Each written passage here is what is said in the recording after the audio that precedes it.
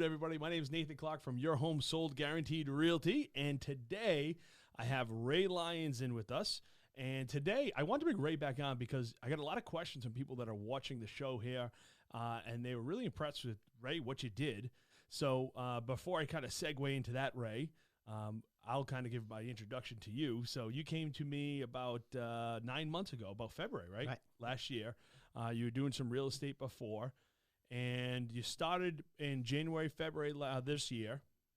We had this thing called COVID break. I don't know if you heard about that. Right, yeah. So briefly about that. So you went from doing about 2 transactions a year to right now in 9 months, you are at how many transactions? It's October. Right, well, yeah, so 7 months, not to correct you, but yeah, I've done 25. I think that's 25. Correct. 25 properties on a contract. I'm going to do some math in 7 months. 25 transactions. Put my calculator here. I don't know if I got a bigger calculator. That's like a 1,250% increase in business. Been crazy. So you had to do something different, and that's where I want to kind of put it off to you. You tell me, Ray, what did you do that's so different out there that's really taken off for you that you've had the best success with? You know what? It really comes down to first the training. So, we started as a group of 4 here. We came in, and one of my colleagues named us the Wookiees, and we've had a ball. But the first 3 months, we worked directly with you on a weekly basis, going through training that really put us in the position to be successful. And I think that's, for me, the biggest difference between where I was and where I am now. Is that not only just your hands-on training weekly with all of us. I mean, I'm not sure if people really think that, Nathan's just up in the sky somewhere. He's actually here, and he's actually working with us all the time. But your training and then just the team atmosphere here, we've got some incredible veteran agents that have, plenty of years experience. And so it really keeps everybody's learning curve to a minimum. So that's been the best thing for me is that, we've got so many people with their hands in the pie to make sure that the transactions move smoothly and everything works just in a timely manner. Cool. And you said really 2 things that I heard too. So Wookiees, people watching this have no clue what a Wookiee is. And I kind of forget where that term came out from, but where did the term Wookiee come from? I think it was Star Wars, something with Star Wars. That was Aaron that did that. So. Yeah, so something about the Wookiees. So Aaron came up with Wookiees? Was that okay? All right. Yeah. So you guys were rookies, but we said Wookiees instead of Wookiees, right? Yeah. And so it's not derogatory. Nobody wants to be called a rookie, right? Right. Well, you're well past rookie, right? So just as viewers watching this, like the average agent, 74% of agents sell less than 3 or 4 houses a year. In fact, 50-something% of agents sell 0 houses per year. 74% sell 0 to 4. So that whole pile right there, that's big. And you sold now, it's October 25 houses already. Amazing. Yeah, it's been incredible. I never really thought about the difference between part-time agents because I know, But you were doing it full-time.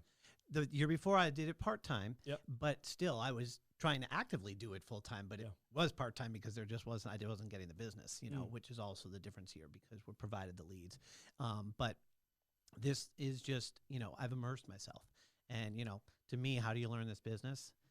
By going through it over and over again. And it's just the confidence level that I have and just the jobs that I've done for people. And I mean, I have just incredible comments from all my clients that I've worked with. I mean, I've changed their lives. I have people that have cried, when I've called on the phone. Those are the best phone calls. It's the best to make your clients cry. Yeah. In a good way. Yeah, I will definitely attest to that. We have gotten great responses. We heavily survey our clients, because our mission here is to build quality lives. Right. So as we're building quality lives, we want to make sure that everybody's doing their job. And sometimes it's not that someone intentionally, nobody wakes up and says, hey, how can I do a bad job at work today? Most people don't do that, right? But sometimes you get overwhelmed.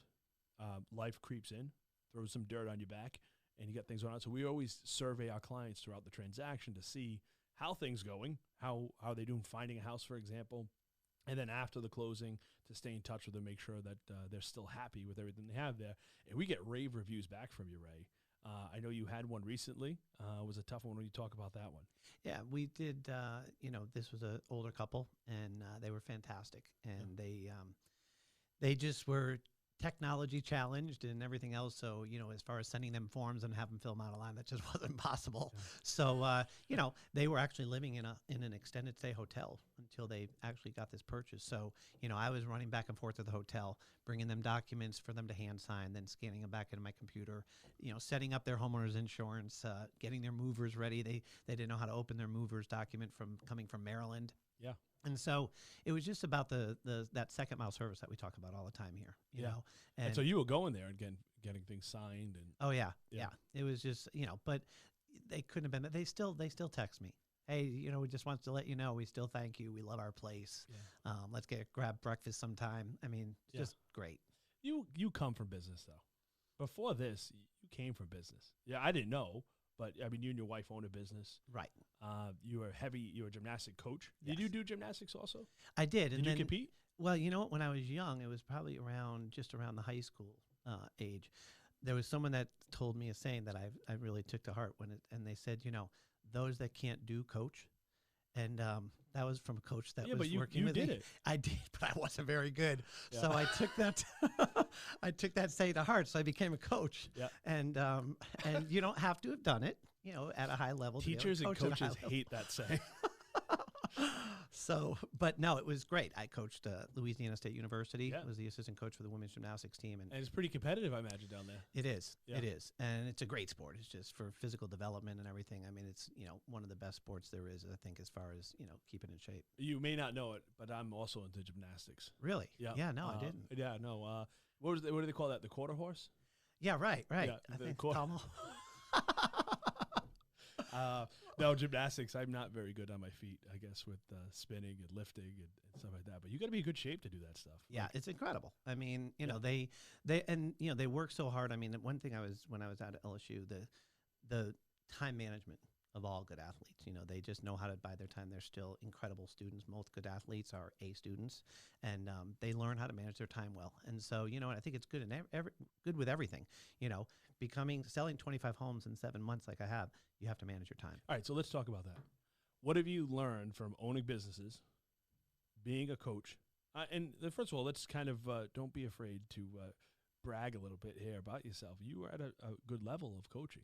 You're pretty well known in the gymnastic coaching or gymnastic world. For what you did. Yeah, I mean, and I was a nationally rated gymnastics official too, so I used to officiate all over the country. But the thing is, I think it comes down to that. This was a crash course as soon as I got here, which was all the training and everything, but it still was a little bit of a different field from the gymnastics, but it still, I still had to work at, being completely organized, having checkups and follow-ups on myself. I have alerts in my phone and everything because you've got to just stay on top of it. There's deadlines and things you have to meet. And it's important and imperative to keep your clients' nerves and attitude about the whole transaction positive. They don't need to know the ups and downs. They just need to know things are moving smoothly and great. And so it was a good learning curve, but my past experience has really helped with that. Yeah, and so were there some things you could think of in the gymnastic world or gymnastic coaching or the business aspect before this that you've learned that you brought into real estate? Yeah, I think the biggest thing, and, we watch Grant Cardone, one of the things that we do, I totally agree with what he says when you agree with people, I mean, to be a people person, you work with people and people like to work with people that they, have things in common with. And I think that we call it a Oreo cookie. That's what we used to always use. And so that saying is that you always start with a positive comment. That's the outside. The inside of the Oreo is where you might, give a critique or whatever, and then you finish always with a positive comment. And it always just makes people feel fine. So I take that approach in everything, whether it be a form or a document or anything that we need, even from a client or something that might not be, it might be a small delay. We'd still talk about how great the process is moving, but we've got a little bump in the road for a couple days. It isn't going to affect the final thing, and still finish with something positive. Awesome. Yeah, that's great. That's great. And now, someone that's out there, maybe if you could rewind things 12, 18 months ago before me and you met. And I remember when we first met. I remember we were at the meeting, and I was like, that guy's going to be good right there. And like, really? He's been doing this for about a year. I was like, he'll be good. And it was what I would say. And I see this because we love hiring athletes and business owners and people in the services because, first of all, they do great with teams. Right? They know how to work with a team. They understand it's not me. They understand it's a team, you know, Right. and that's where the strength comes from. Me players, you know that they kill locker rooms. Yeah. They kill culture, right? So we don't look for those people on the team, but they like to win, right? We like to win. Yeah. And if you can put yourself together in a team of people that all like to win, you're unstoppable. Yeah, and positive people. Oh, yeah. That all. I mean, that's what's crazy. It's great about this place because the other thing is that as a coach, you appreciate and just are thankful for coachable people, and I think that's one thing that I've really tried to really make sure that I am. I always feel like I'm a sponge.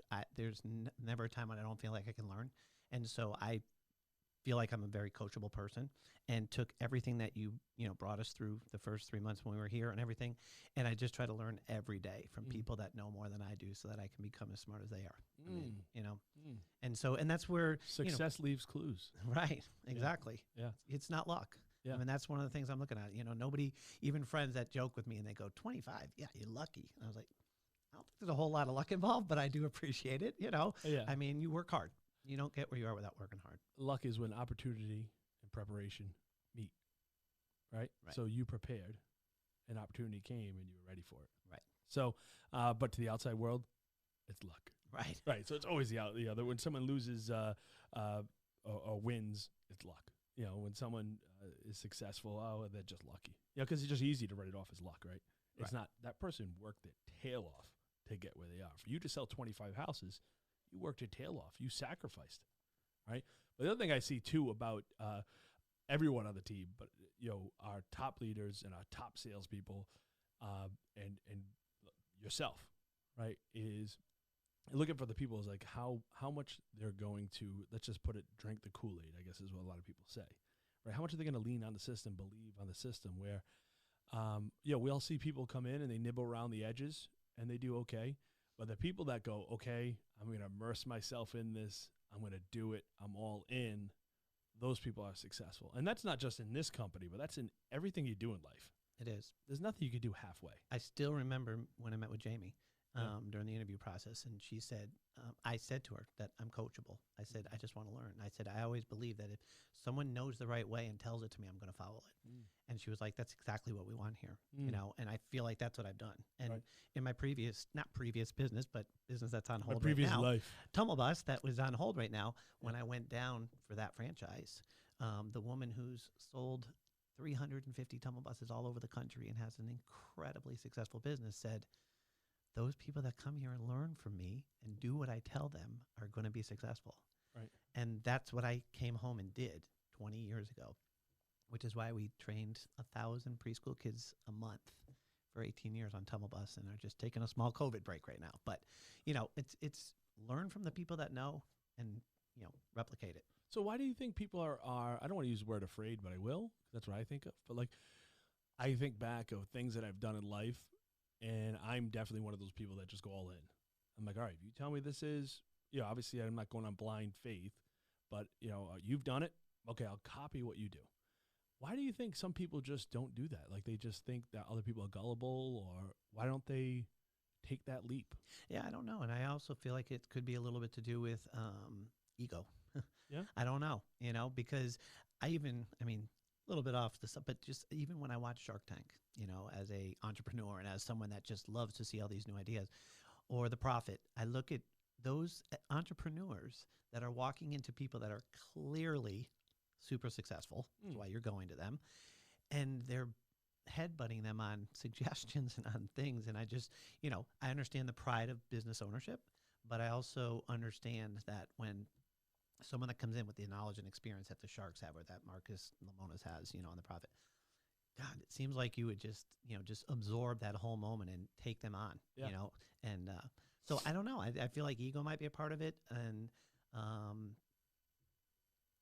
I don't know. Yeah, I always wanted that, and I think you nailed the nail on the head for what happens. I think people's pride just gets in the way of wanting to be able to accept it, right? So we get so prideful, or our ego is so big, is that doesn't work, or I'll never do that, or whatever preconception that we have. Like if you go into something, you'd be like, well, this isn't going to work. Okay, well then it's not going to work, right? You know, obviously you already made up your mind. Right. You know, they say the battle's won before the first shot's even fired. So, you know, I definitely agree with that. But we see those commonalities on our successful team members. Is the members that go all in, you know, and they're all in, and hey, let's learn, let's go, let's learn from the people around us, and they just like you, rocket ship, you know, just straight up, let's go. 25 houses since October is an amazing story. And I mean, I still expect to finish. So, you know, have houses under contract up to December 31st. I could even hit over 30. I mean, I'm still, you know, another 7 or 8 in the hopper. I mean, it's not a common. I mean, our average agent after their first year is selling 30 houses a year, right? But, you know, you have somebody selling 20, 25, you know, but that's usually after about 12 months it takes to get into the swing of things. You really took off very quickly. And so having a lot of your Wookie friends out there. Yeah, it's been great. Even with them, I mean, even though we're a team, we have kind of, you know, kind of stuck together as well because we push each other, you know? I mean, I'm also competitive. So, I mean, as much as I, you know, like to do what I'm doing, I also like to know who else is doing, and I still want to, you know, I get you. kind of raise the bar. Yes, yeah, and that's what's great about competition. You know, there's been people for a while that while we were dominating the real estate field, there was nobody really playing with us, like no one close to us. And for 10 years, you know, we dominated real estate in Rhode Island, like the #1 team by far, like beating our opponents by twice as much as what they're doing. Which is cool, but you sit there and go, that's, you know, for me, it's not about the number of houses as much as it's about this is what the goal is, or even the income. It's more about, you know, just being the best in the field. Right. And so we've had a competitor come up, and I love it, you know, because it's all right, now we got somebody to play with.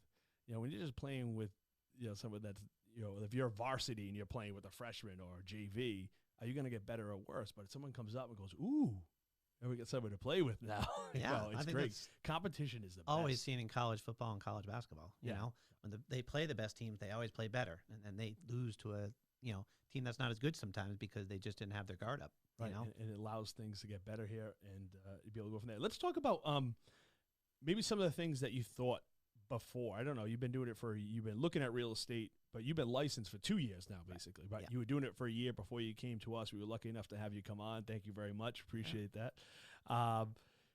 What stopped you from contacting us early? Was there any preconceptions that you might have had, have heard, or thought? No, there really wasn't. When I took the real estate course, the person that was giving the course, I thought was fantastic, and I, you know, marveled at his knowledge. And, you know, they ended up being a broker in that as well. So even though I looked around and I had friends that had been in the industry that said, you know, definitely check around to a few different places, I wasn't impressed or attracted to any of the other places that I looked. And I kind of felt like I already had some sort of a bond with this broker. So I just went back to them and said, you know, if you'll have me, I'd rather just, you know, be with you. I already know you. So. Awesome. And what was something that, you know, you made that leap getting into real estate. So maybe someone watching this video right now, maybe they're not into real estate, but they've always wanted to do it.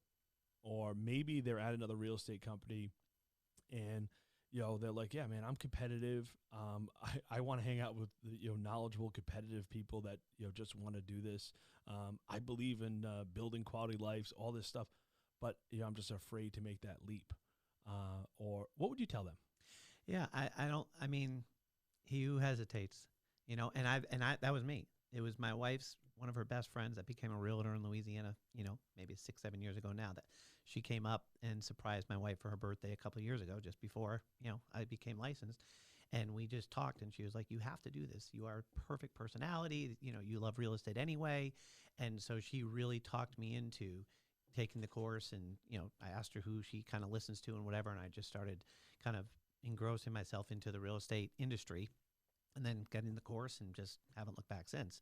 So I think people are either afraid to make a change. You know, that's not always the easiest thing for people to do. And I don't know that they know. And like you said, I don't know if there's misconceptions about Nathan Clark and this team.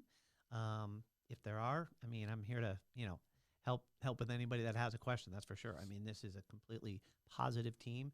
We all work together to build quality lives, including our own, our vendors, everybody that we work with. And so if you're one of those agents that's, you know, stuck in selling 0 to 4 homes a year, you know, I mean, definitely come check it out because it has completely changed my life. Yeah. Imagine if you were selling 10 houses and you were able to increase by 1,250%. That'd be 125 sales. Crazy. Yeah. No, it's been a blessing to have you on here. We're happy to have you as part of the team. You're doing phenomenal. I thought you were going to bring your Wookie Award when you came on. Oh, that's right. Yeah. You've been carrying that around everywhere you go.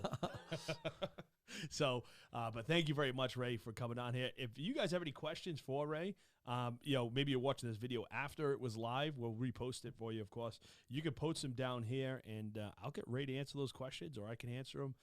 We're here to help always.